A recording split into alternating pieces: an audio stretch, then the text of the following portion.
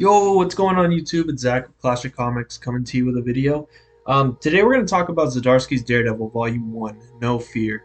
I'm going to do something a little different today. What I'm going to do is I'm going to run through the major points of the volume. So if you haven't read it, you can kind of get the gist of what I'm talking about. So yeah, spoilers ahead. I'm going to have spoilers for all of Volume 1 of Chip Zdarsky's Daredevil. I might briefly touch on things that I know are going to happen later in the run, but it's more of just an introductory thing so you know what Zdarsky's building up to. No real spoilers. So it'll be spoilers for Volume 1, but I'm going to kind of go into it. I hope you guys enjoy it. Let me know how you guys feel about this kind of content because it's something I've been kind of thinking about doing and some of my friends have told me I should do. So let me know. Other than that, let's go ahead and get into it. So just to kind of get you guys where Matt's at in his life, at the end of Soule's run, which you guys should definitely read that, that's a great run. What happens is Matt is hit by a car, saving a boy, kind of mirroring what happened to him when he was a kid and how he actually got his powers. I believe it's an interesting way for him to end that run because if you look at Matt's history over the years, I think he hasn't really been as low as he is in Zdarsky's run since probably Bendis or Brubaker's. And Matt, I think, is better when he's at his rock bottom and he's working his way back up. That's when his character is most interesting to me, at least. So yeah, he had a car accident. He's still recovering from that mentally and physically. And also just the failures that he suffered during Soule's run, not being able to stop Kingpin from becoming mayor and such. So yeah, as far as this volume goes, it starts out with Matt and he's still recovering from his injuries, but still decides to go out and fight crime, even though he knows his mind and body isn't really what it should be, and it should be up to par. But he's kind of just, he really needs it. It's an addiction for him at this point, I would feel like. And then we have a new officer, or detective rather, introduced, Cole North. He's from Chicago PD, he's a transfer. I really like this character. He was a great introduction for Zdarsky to have, and it kind of sets him up as a deuteragonist to Daredevil, which I'll go in later into the video when I get to the analysis portion. And it kind of sets up him in a rivalry with Kingpin and Daredevil simultaneously, and Cole thinking he's working against both of them. And then after this, we have Matt. He, while struggling as Daredevil, while trying to stop crime, accidentally kills someone. And the rest of the volume, Matt kind of goes through this thing where he's trying to prove that he didn't kill the person and that that's not what happened, and it has to be someone else. It couldn't have been him that killed the person. And this kind of comes to a head when Daredevil actually hears Kingpin say that it wasn't him that set up the death. So he knows that it wasn't Kingpin. So then he tries to go to the scene of the crime. And who does he find there is Cole North. And they have an altercation. Cole North shoots him, then he tries to get away, then Daredevil comes back. And they have a fist fight in the street where Cole North actually does take him down. He's almost taken into custody, and that's when the Punisher comes in. The Punisher actually saves him and kidnaps him, takes him back to his safe house or headquarters, whatever you want to call it. And he kind of feels like that Daredevil is becoming more like him and is kind of taking that extra step that he feels he needs to take. And it comes to a point where Matt is saying, I'm not that type of person. And then he proves it to him with one of Owlsley's men. He kidnaps him. And then Owlsley's man, Matt, seems to convince him not to kill the man. And then he releases him. And the man immediately goes for a gun. Punisher shoots him dead right there. And that's kind of showing Matt that there's no difference between putting yourself in a situation where you can and may justify being able to kill someone and actually premeditating and deciding to go out and kill them. And this is the moment where Matt realizes that he killed the man and that this is just something that happened and he's going to have to deal with moving forward. After escaping the Punisher, he kind of decides to double down and go out and fight crime as best he can because he feels like he just needs to push through this rough patch, which is what Matt does a lot of times throughout his story. So it makes sense for him to have that reaction. And what ends up happening is he struggles with Owlsley's men. He does a lot of damage, but he's not actually saving that many people. And the other heroes of Hell's Kitchen and New York, Iron Fist, Jessica Jones, and Luke Cage, come and they knock him out and take him away while they defeat Owlsley's men. And they kind of talk to him and say, hey, this happens in what we do, so you just have to come to terms with it. And Matt rejects them, even calling them all murderers, and escapes, I believe it's Danny Rand's house, escapes Danny Rand's house, and only for Spider-Man to follow him. And Spider-Man kind of tells him, like, normally I wouldn't be able to follow you, but you're obviously not who you normally are. And kind of reinforces into him that this is not something that you can have a margin for error for. It's like being a cop or a doctor or a surgeon or a dentist. There's no margin for error. You cannot mess up as a superhero. If you mess up as a superhero, it's a danger to other people. And Matt realizes he's right. And by the end of this conversation, it kind of Matt gives up the mask and gives it to Peter, and Peter leaves with it. And it ends with a caption that says "Cast out the devil," kind of showing that Daredevil is casting away his image as Daredevil. He's no longer going to be him for the time being. And yeah, that's going to be it for the portion of the recap. So now into kind of the analysis portion, or things that I specifically thought during the volume that are very important to the run and important to the characters that Zdarsky is introducing. I'm going to start with Cole North and kind of how he's introduced into Hell's Kitchen and the neighborhood in general. When he first shows up to one of Daredevil's crime scene, there's a man that he's beaten pretty badly. He's being picked up by ambulances. And one thing that he points out based on what he's just seeing in the area is that Daredevil seems to enjoy what he's doing. There was no reason to beat the man the way he did, and he recognizes that. And another thing I noticed during this conversation is that he asks an officer immediately when he arrives, did the victim describe who did this?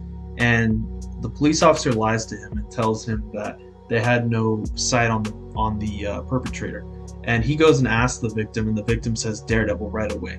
And he asks for the officer's name, kind of upset they're just ignoring that it was Daredevil that did it, because he's a vigilante, kind of just already setting up how Cole North feels about vigilantes and what they do.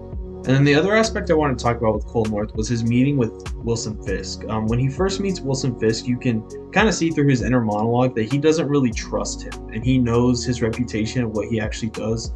He calls him Wilson Fisk, the kingpin of crime, was the one guy all good cops dreams of putting cuffs on, even where I stood in Chicago.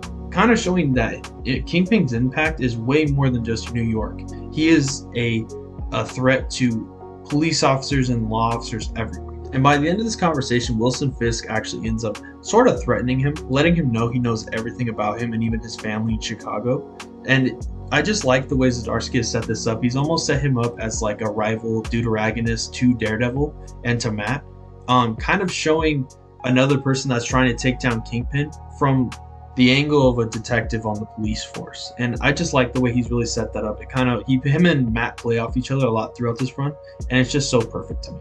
So the next thing I want to go into is Matt, just in general, his physical and mental capability. He knows that he's not in the right mindset and his body isn't what it used to be or what it should be to be able to be a vigilante, and he just needs that release of going out and fighting crime, feeling like he's helping. And Matt shows that a lot throughout this run, that he really does care about being a hero and helping, as opposed to he is just looking for the violence. Yes, he enjoys, I think, the fight, but as far as like actually fighting crime, that is important to him. And there's a moment when he first has his run-in with the robbers where he basically loses. He has a moment where he says, "I've fought the Hulk, Ultron, armies of ninjas, and my obituary almost read, Daredevil killed by 3 robbers. Oh, and by the way, he was Matt Murdock, local lawyer and former mayor. I thought I've got to get better. The injuries, the years, how much longer can I do this?" And it's just Matt kind of realizing that at some point he may not be able to be Daredevil forever, and that it's not safe for other people to do it. And he's feeling the pressure of being a vigilante and being Matt Murdock simultaneously coming down on him. And I think that's important because Matt's really, throughout the years, even if he's had his mistakes and such, he's always had confidence in who he is and who Daredevil is supposed to be. Even if he questions what Daredevil is, he does a lot of times understand what the real hard purpose of why he became Daredevil. And this run is a lot of him rediscovering that and understanding why. Another aspect to what Matt's doing in this volume I think is interesting was the fact he can't come to terms with the fact that he was actually at fault for the man dying. And he has a conversation with the doctor that treated the man after he went to the hospital, and he kind of comes with a very aggressive energy, almost like he was interrogating a random doctor that just happened to be working on the man. The doctor reiterates to him that he would have died either way. It wasn't a fault on my end or any of my staff. There's times I don't live up to what I should, but this was not one of those situations. I was not able to save the man because he was already in a place where he was going to die. And he even tells him You know, you could use your powers in such a different way, and you choose to use it for violence. You could have been a great doctor. And he says this as Daredevil kind of flies away. And knowing that Matt definitely heard that, and just me thinking about it, Matt, with his radar abilities, would definitely be such a great doctor. And the things that he could have used his abilities for were always there, but he chose to be a hero. And if he's going to choose to be a hero, he needs to be more than a man. And that's why we call them superheroes. And it's something I've always thought with superheroes is there's a reason we call them super. They are greater than the average person. They do have their faults just like humans, but a lot of times they do things that we should not be able to do and accomplish things we should not be able to accomplish. And I think that's why we love fiction so much. And this doctor kind of just like put that into perspective for me. So I've always loved that interaction. And then this is one more short interaction that I really liked in this volume. And it was when Cole North first fought Daredevil, he shot him, and Daredevil was actually able to get away for a short amount of time while Daredevil was trying to escape, but he ends up being pretty much boxed in, so he can't get away either way. But he goes down an alley and he sees a couple people in Hell's Kitchen, and he shows his badge saying, "Daredevil, did you see him?" And someone says, "What's that? Daredevil? Nah, man, but if I did, I wouldn't tell you." And then the other person with them says, "Yeah, guy saved my cousin and put the fuck who attacked her in hospital." And it's Cole North kind of coming to terms with the fact that he is a new person there and he doesn't understand what Daredevil means to these people. And I like how Zdarsky kind of sets this up because it's going to become important later in the run. The way Hell's Kitchen and the people of that neighborhood feel about Daredevil is an important aspect to his character, and just the interactions and the trials and tribulations that Cole North is going to have to go with throughout this volume. Okay, and for the last thing I'm going to go over for this is one of my favorite Marvel interactions, probably DC too, just in general, comic book interactions I've ever read. And it's a conversation that Spider-Man has with Daredevil. And he initially shows up telling him, "I followed you. Normally I'd never be able to follow you, but you're clearly not yourself." And there's liquor on the counter, kind of showing that Matt's going through a lot, even at home when he's by himself. He's really self-medicating and looking for some type of vice to get this pain out of him. And Spider-Man tells him, "I didn't look at your identity. I came here purely to talk to you." And he tells him, "You killed a man. I've been there. It's horrible. I had to do a lot of soul searching after. Had to be learned to be better at this, better at what we do. But what did you do next? You terrorized your neighborhood. You fist fight cops, and I just came from your latest sloppy fight where our buddies had to save your butt." And it's kind of just Spider-Man showing that I do the same thing you do. And you're at a point where you're making mistakes. You're a mess. You're in trouble and on a suicide mission. I'm here to tell you you're done. And it's just Spider-Man, because Spider-Man is so much stronger than most of the street level heroes. I mean, pretty much all of them in New York. He could easily stop most of them. Matt can probably fight Spider-Man for a couple minutes, but most of the time when they have fought, he's had to leave quickly because he can't keep up for very long. And Peter is just there to tell him, like, you need to stop. You're not in the right mind. It's not right. And Matt kind of looks at him and realizes, you know what? You're right. And he hands over his Daredevil mask, telling him, I can't do this anymore. Gives it to Spider-Man, he walks off. And it's just kind of a moment of realization for Matt. And it shows the relationship that him and Spider-Man have built up over the years fighting crime together in near the same areas. Hell's Kitchen is primarily Daredevil's area, but if either one of them needed help, they can always show up when needed. And this kind of uses the slow buildup of that relationship over the runs and shoves it to the forefront. And I think it's important for Hell's Kitchen and the world building of New York to show that the other heroes do care about other areas and they do pay attention to other heroes and how they're doing. Because this is more of Spider-Man coming to him as a place of a friend, telling him, listen man, we can't all do this forever. At some point, someone needs to come and tell me that I need to hang it up if I need to, and that I'm hurting people. And that's where Spider-Man and Daredevil's relationship is right now.